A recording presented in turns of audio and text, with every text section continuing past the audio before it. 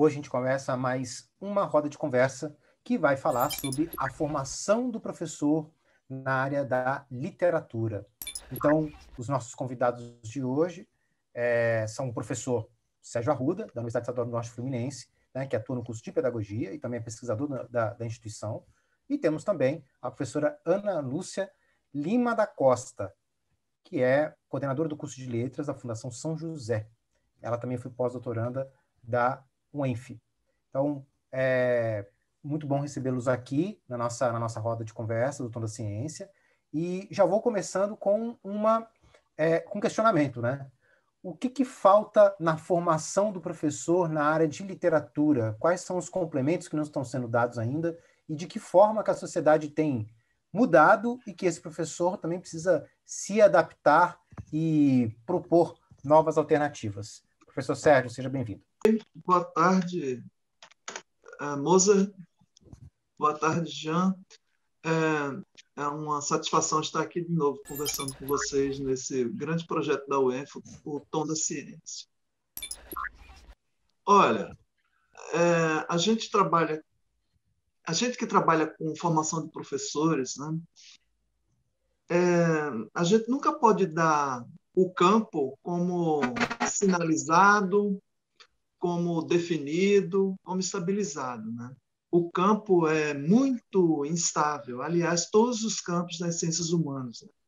E a formação dos professores tem que estar sempre... os envolvidos na formação dos professores têm que estar muito alerta a esse campo, né? Mas tem umas coisas que não mudam, né? Que é o tom pedagógico, vamos dizer assim. Um professor que faz um currículo, que entra numa sala de aula, que propõe um curso, seja lá de que natureza for, ele tem que definir a questão pedagógica logo de cara, né? E a pergunta pedagógica é: o que é que eu vou ensinar, para quem e com que finalidade? E eu vou balizar as minhas atividades em quê? Em que ponto? Ora, essa pergunta no ambiente da pedagogia, né, que não é um curso técnico, não é uma formação de mão de obra assim para uma atividade mecânica, né? É uma atividade das mais complexas que pode existir. Então, na pedagogia, eu, como professor envolvido com a pedagogia e licenciado, eu vou me perguntar, eu vou responder essa pergunta da seguinte forma: a gente tem que propor um curso dessa natureza considerando a sociedade em que estamos e o homem, a mulher, o indivíduo que queremos formar, né? A sociedade que nós pleiteamos é uma sociedade justa, equilibrada, que confirme os direitos humanos de cada pessoa, né? Então, com base nisso, eu vou montar o meu curso, né? E esse curso é de formação de professores e dentro dele é o ensino de literatura. O que é que eu preciso saber de literatura? O que é que eu quero que o meu aluno entenda de literatura?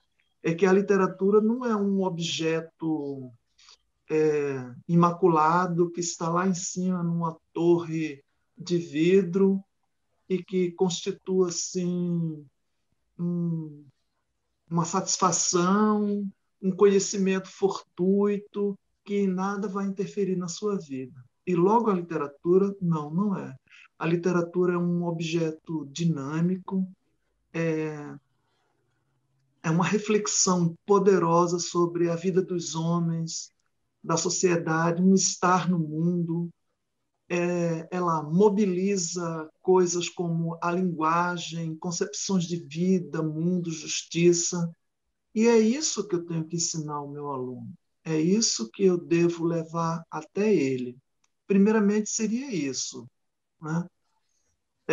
Tem alguns vícios no ensino de literatura hoje? Sim, como há vícios no ensino de toda e qualquer disciplina na escola brasileira hoje, né? Não sei em outro país, eu vivo no Brasil e eu posso afirmar isso.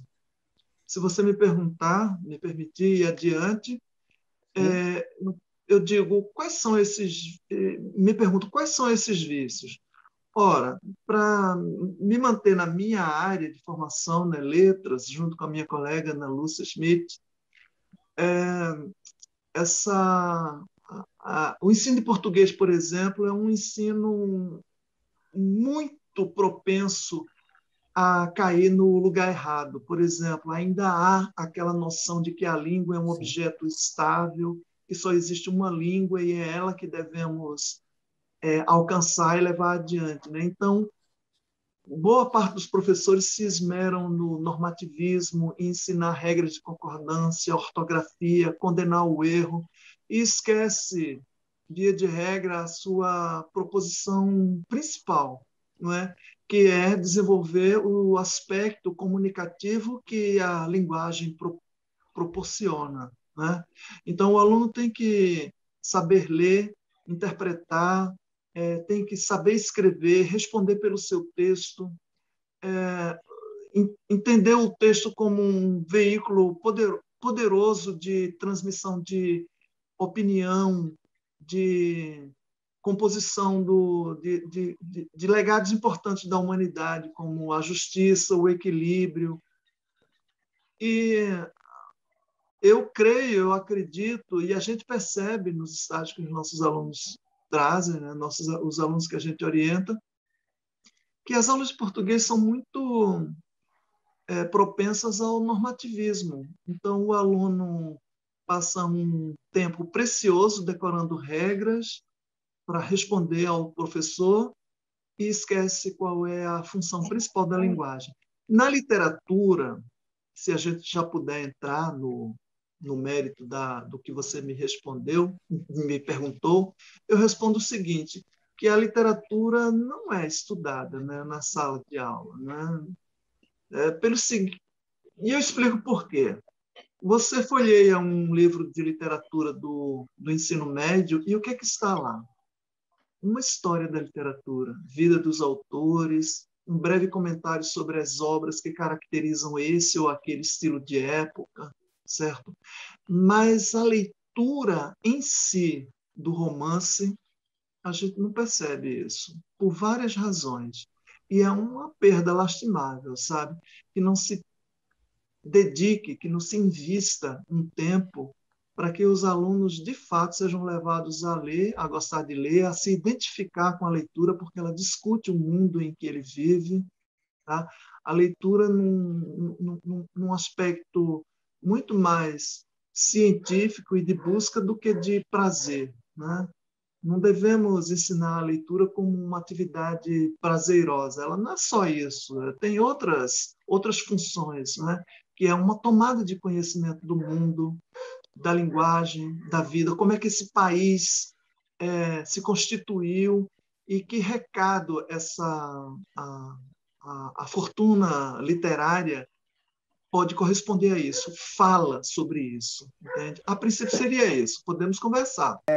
Aproveitando, né, que todo esse aspecto abordado pela formação da literatura, pela participação da literatura dentro da vida do estudante do ensino fundamental, do ensino médio, de que forma, eu até ia deslocar um pouco a pergunta para a professora Ana Lúcia, de que forma que dentro de um curso de letras, de que forma que isso tem sido debatido, professora? Porque o curso, a formação, o alunado tem mudado, a sociedade vai junto, né? O aluno tá mudando junto com essa sociedade, que é mais digital, que não é tão leitora assim. De que forma que um curso de letras ele pensa essas novas estratégias de abordagem e de compreensão dessa sociedade que o professor Sérgio Arruda falou agora, e que demanda do aluno, ou deveria demandar do aluno, mais maturidade ou mais personalidade. De que forma que o professor é incentivado a isso?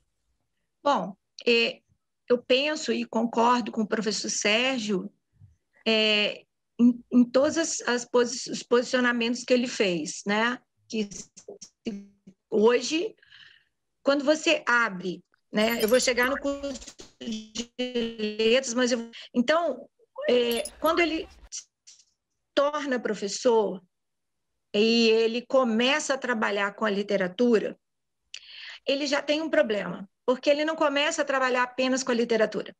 Ele é um professor que deve trabalhar com a língua portuguesa, a literatura e a produção textual. E aí ele tem uma carga horária mínima para que ele possa trabalhar tudo isso. Esse é um primeiro ponto grave para esse professor, porque mesmo que ele tenha feito letras, português, literatura, sempre existem as afinidades. E como o tempo é curto, esse professor acaba optando por ser um professor de português, por ser um professor de redação ou trabalhar com a literatura. Então, por causa do tempo curto que ele tem, e quando ele abre os manuais, como o Sérgio bem disse e pontuou muito bem, é oferecida a ele a história da literatura, a relação da época da produção do texto, com uma lista de autores, um pouco da biografia de cada um e um resumo básico daquilo que ele produziu dentro de determinada escola literária.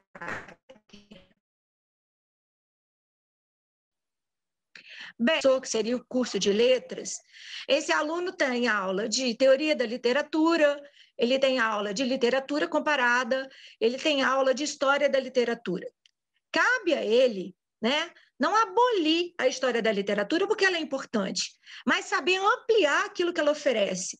Tipo, naquela determinada época, determinado texto foi produzido e a recepção do texto era essa.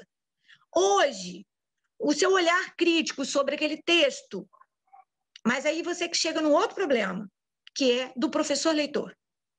Ele muitas vezes não é leitor.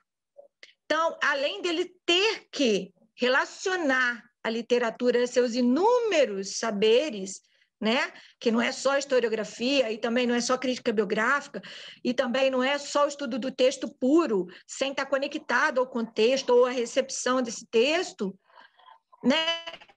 É esse professor que ficar atrelado aos manuais que trazem apenas os fragmentos descontextualizados dos textos literários. E aí você não forma leitor nenhum, porque o menino já não gosta de ler mais, porque ele tem inúmeros programas, jogos e brincadeiras e internet aí para substituir a leitura do texto literário. E ele ainda não tem um incentivador no seu professor, então ele não consegue se sair bem, nem o aluno, nem o professor. Então, a falha está nessa relação. Né? Você, de repente, muito bem preparado para um cenário e encontra outro.